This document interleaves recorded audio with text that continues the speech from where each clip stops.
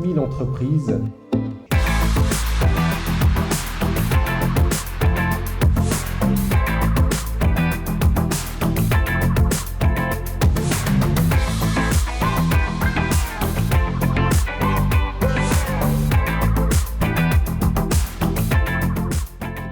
Un poids économique de 4,4 milliards d'euros.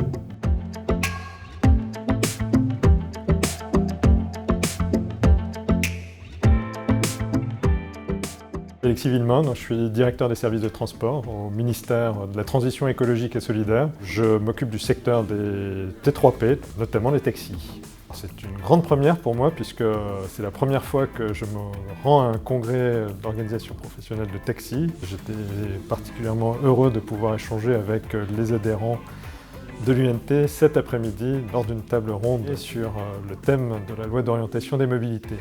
Je m'attendais à ce que la discussion soit animée et vive, puisque les sujets sont particulièrement sensibles pour la profession. On a déjà eu l'occasion au printemps dernier de pouvoir échanger avec les présidents des organisations professionnelles, donc je savais toute la sensibilité de ces sujets, enfin, notamment vis-à-vis des plateformes. Je n'ai pas été déçu par les questions qui m'ont été posées, j'espère avoir pu apporter un certain nombre d'explications.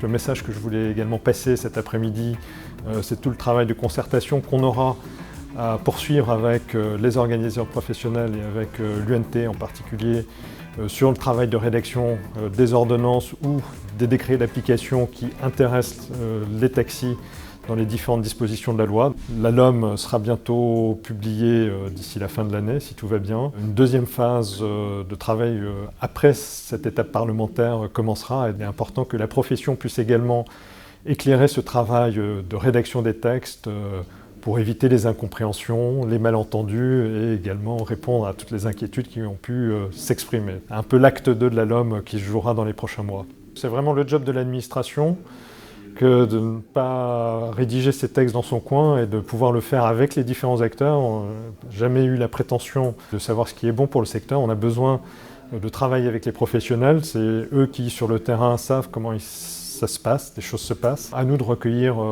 leurs remarques, leurs observations, leurs points de vigilance. Les incompréhensions se sont manifestées au printemps, donc on y a répondu. Je pense qu'il faut aussi en tenir compte et en tirer tous les enseignements pour la suite dans le travail de rédaction des textes réglementaires de telle manière à ce qu'on puisse travailler en confiance. C'est vraiment cet exercice de transparence, de pédagogie, d'ouverture que je voulais faire passer comme message cet après-midi au congrès de l'UNT.